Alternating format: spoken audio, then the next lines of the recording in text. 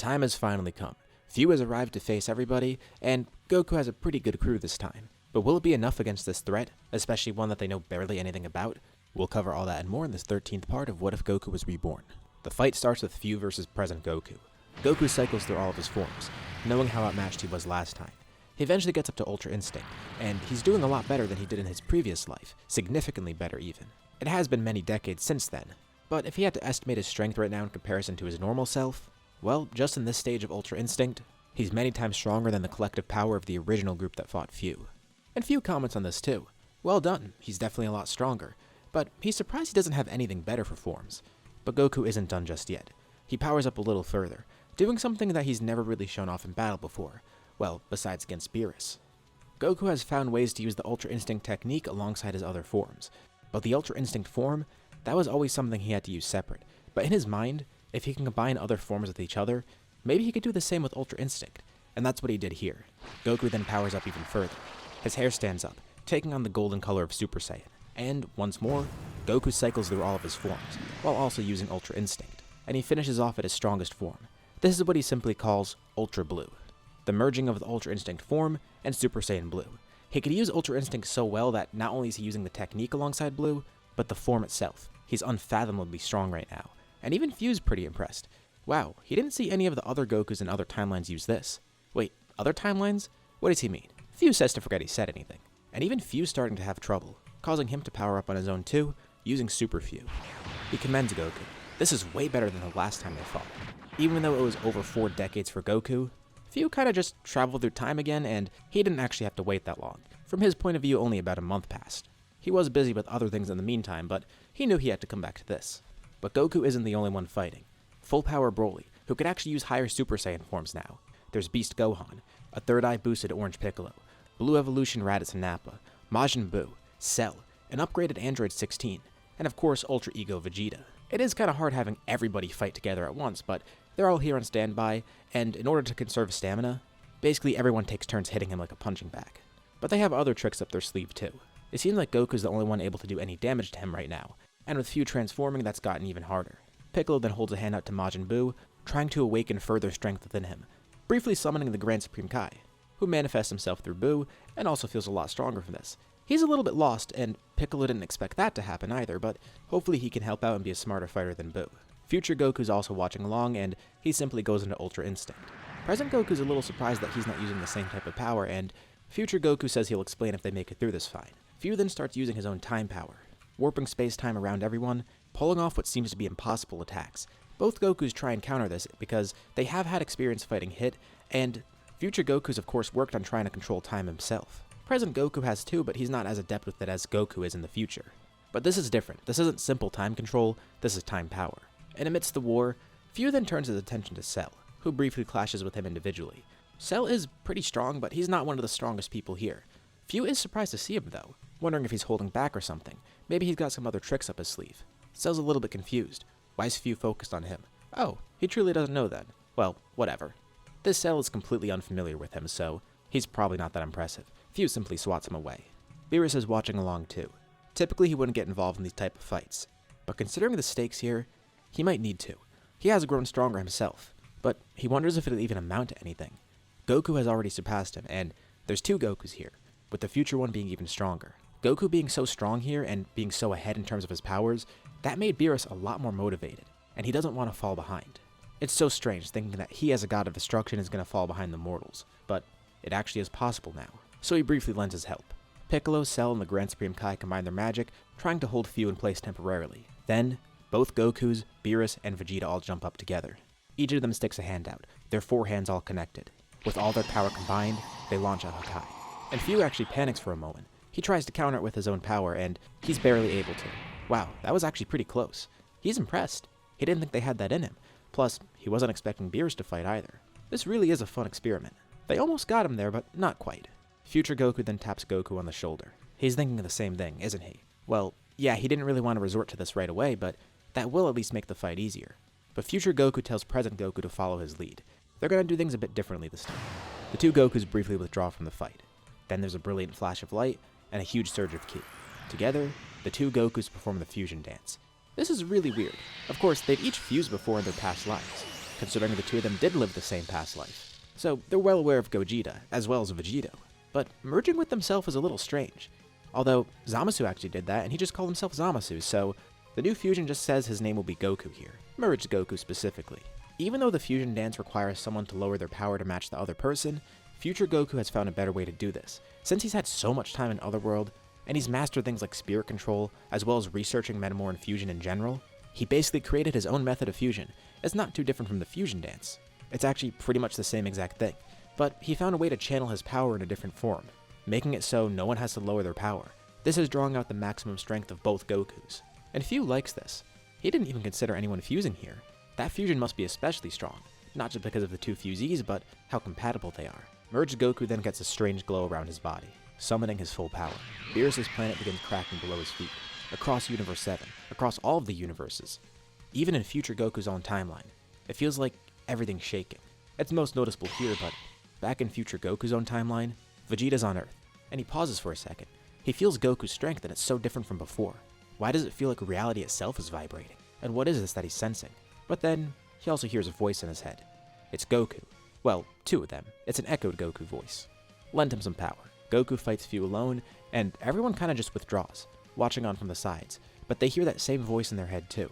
Wait, is he trying to make a spirit bomb? He's busy fighting Few. How's he supposed to do that? Well, thanks to having mastered spirit vision, there is another Goku there. He separated a small fraction of his power, but even that small fraction of the power from merged Goku is pretty huge. There's one Goku clone left behind, and he's sure that Few knows he's there too, but he's gonna try and charge this anyways. The merged Goku clone begins charging a spirit bomb, while Goku tries everything he can, and now Few's even more concerned. Before, he thought that Hakai would actually erase him. The combined power of everyone was surprisingly high, but the reason he was worried is because he was kind of holding back there still. He draws out more of his strength, now being forced to use what seems like his full power. Merged Goku truly went beyond his expectations. He wonders if he's going to have to reset this timeline again, but maybe not. Maybe Goku will actually win here. The Goku clone continues collecting energy. Everyone lends some. Not just the people on Beerus' planet, well, obviously besides Android 16, but everyone else in the other timeline too. Even some of Goku's other friends beyond Universe 7 lend some energy. In Otherworld in the future, Pikkon sticks a hand up. The other Saiyans that Goku met, like Shallot, Giblet, Yamoshi, they lend some energy too. Zamasu and Gowasu, both in the future and the present. All of Goku's friends on Earth who aren't in this fight, in both timelines. Everyone's lending power. And the Goku clone then condenses the Spirit Bomb into a much smaller attack. And there's one last push of energy. Beerus directly gives all of his power to Goku, and then so does Vegeta. Goku holds it in his hand. It swirls together, looking much different from a normal Spirit Bomb.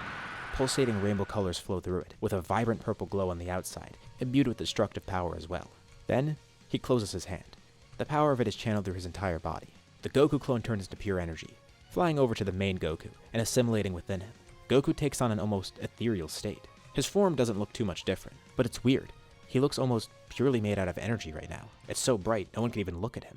A bead of sweat appears on Few's forehead, and he kinda smirks. Well, he knows the outcome of this fight.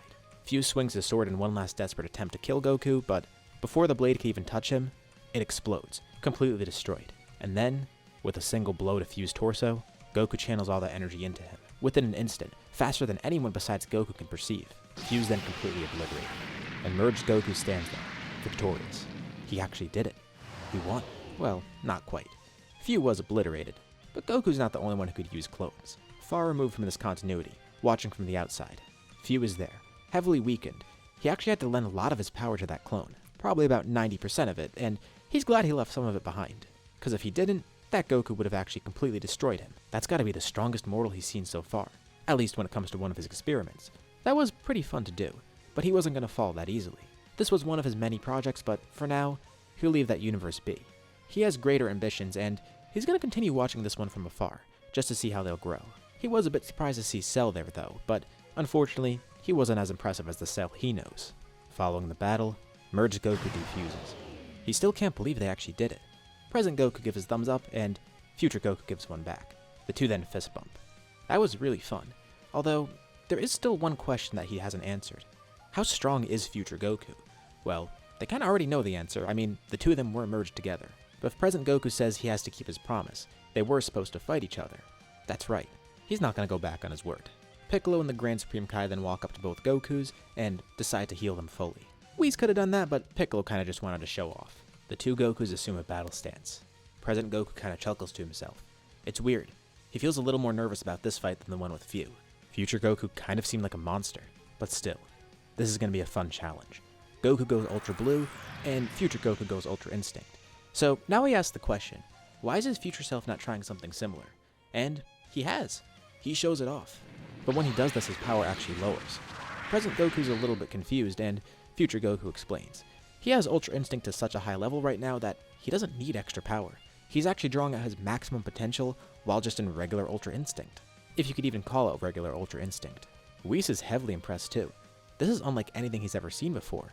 The control that Goku has over his body, well, present Goku was pretty impressive, but future Goku is something that should be impossible for mortals. Combine that with the power that he has to boot.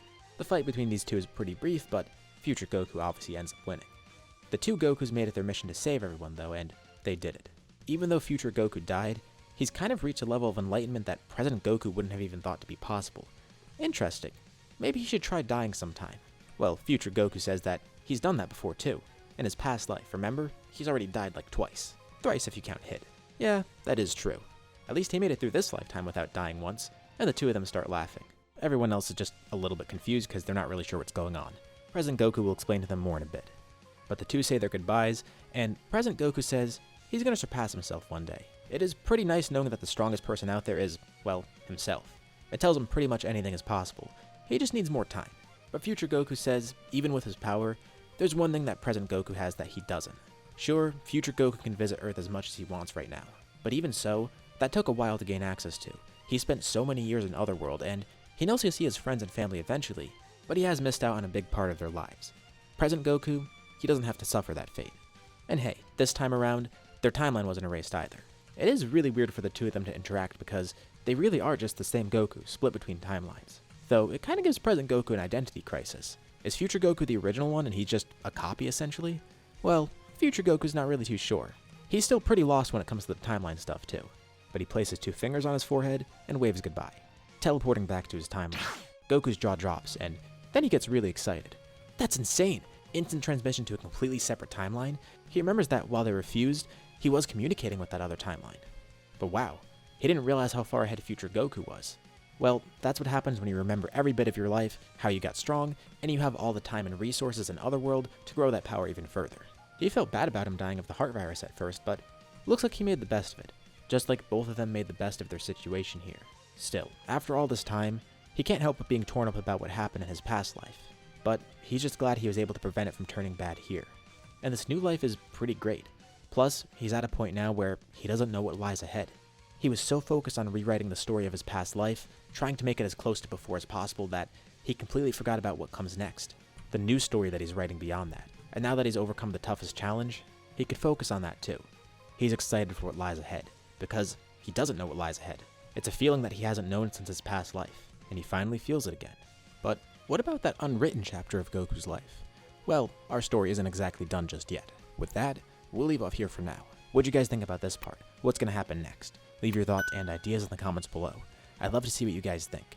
As usual, be sure to drop a like and subscribe if you haven't already. It really does help out the channel, and it shows me you want to see more videos like this. Anyways, thank you all for watching, and I'll see you all in my next video.